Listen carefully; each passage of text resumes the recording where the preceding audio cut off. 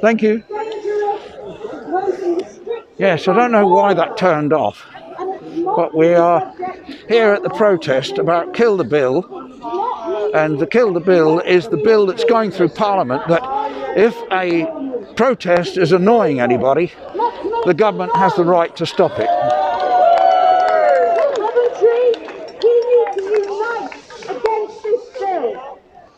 This would severely restrict our rights. So I don't, as I said in the other piece, I don't necessarily agree with all these people who are here, but I do agree that the bill should be thrown out. Now, that's enough from me. You've come to hear lots of people this morning who from different organisations across the city, and they are here to tell you why they are protesting against the bill. We have a demonstration this morning, a short demonstration which we want you to join with, and more information will be about that later on. We would ask you... I don't normally do political stuff, but when our freedoms are at stake, I felt I ought to come and film this one, because this bill is so dangerous. The first speaker I want to invite, we'll have a few speakers before. Sadly, most people don't take any notice of politics, so they don't understand it. We have lots of trade unions, and I'm going to ask Sarah to speak after the demonstration if that's okay. And so that's more incentive for you to hang around and join the demonstration. So the first speaker I'm going to ask is Kai, and you'll see some of the banners, some of the placards, and thanks to Kai.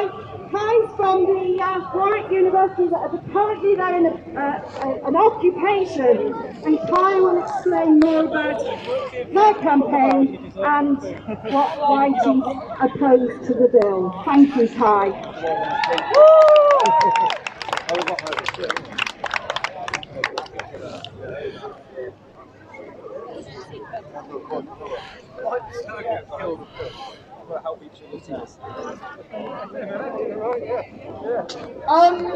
Before I speak, I do just want to issue a trigger warning. I will be mentioning rape and sexual assault.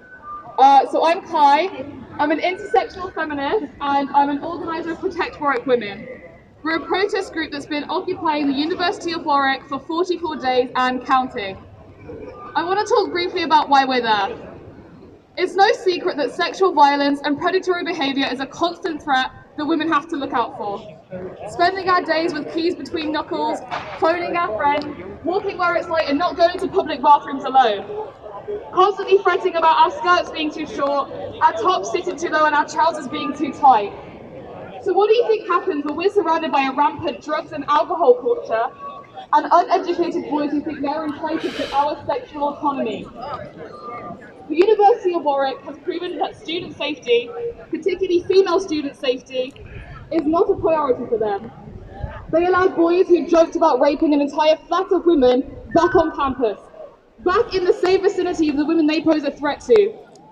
They allow boys who have been convicted of sexual assault to stay on campus. They refuse CCTV footage to survivors. They've asked survivors to move accommodation instead of their rapists.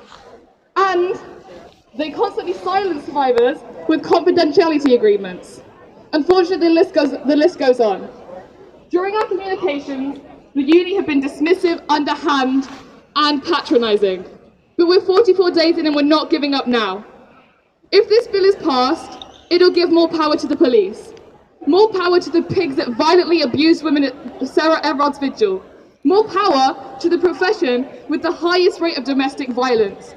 More power to the pigs who use their position to rape and sexually abuse women. Now, I don't know about you, but that doesn't sound like it's going to end in sunshine and rainbows. It's important to note that I wouldn't be here protesting right now. I wouldn't be here speaking right now without the iconic feminists that have come before me. Us women are so incredibly powerful. We've marched, we've striked, we fought for education, we burned our bras, jumped in front of horses, chained ourselves to buildings, starved ourselves, We put ourselves in the firing line time and time again, and they think they can stop us now. They think they can police us now. Look, I may be scared for all the women I've met and all the women I'm yet to meet, but we are one hell of a fucking force to be reckoned with. So let them try. And remember, ladies, please not blood. Thank you. Doing some gardening.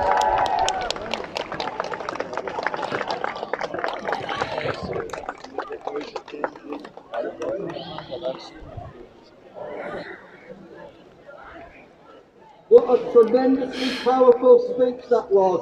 Absolutely brilliant. I'd like to ask everybody to give another round of applause to Clyde for the brave living up at Morton University. Thank you. My name's Tony Conway. I'm from the Public and Commercial Services Union. I'm going to ask a question of people, second question really. How many people here have stood on a picket line over the last 2, 3, 4 years? Put your hands up. Right, a good third of you. How many of you will stand on a picket line in the next 4 or 5 years? Everybody put your hands up. Why try to picket line? It's incredibly hard to actually organise Other workers going in. There's what's called a rule of 6. We've heard that before during the recent health crisis, haven't we? A rule of 6. If your mate comes up to you and says, Tony, I'd like to have a chat to you about your picket line, and it takes you over the rule of 6, you can be arrested for organising illegal picket. And of course this bill will make it far worse.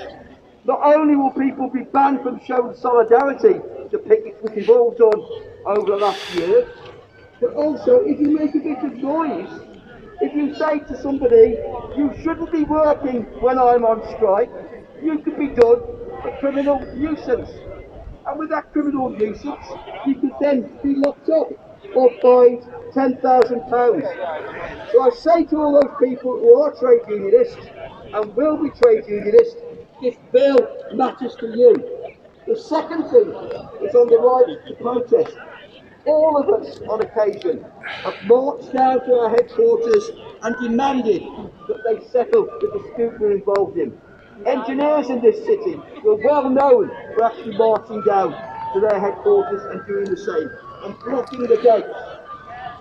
We've done that. That would be illegal if the bill is carried. Another legitimate means of raising our grievance with the employer would go. All of us have taken strike action against legislation. Some of us may well remember the previous Kill the Bill demonstrations in the 1970s, when the trade unions, civic society came out and actually demanded that that legislation be put in the statute book and the Pentagon 5 be released from jail. We won that battle. We can win this one battle. Let's say united, comrades, and together we will defeat the bill. Solidarity. Thanks very much, Tony. And as I said, today is International Workers' Day. May Day. And those groups will go back 400 years to workers who struggled and and 4 people were executed. So that's why the trade unions are at the heart of this demonstration today and the protest, because we know what can happen. Now, I'm not going to say the Tories are going to execute us, but who knows?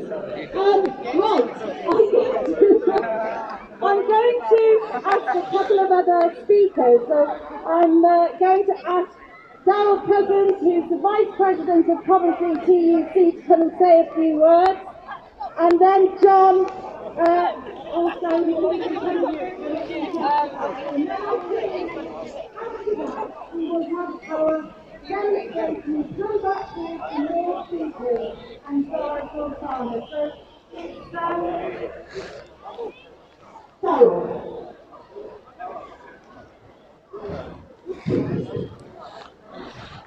Sisters, brothers and comrades, this is probably the biggest May Day gathering that we have had in Coventry over the last decade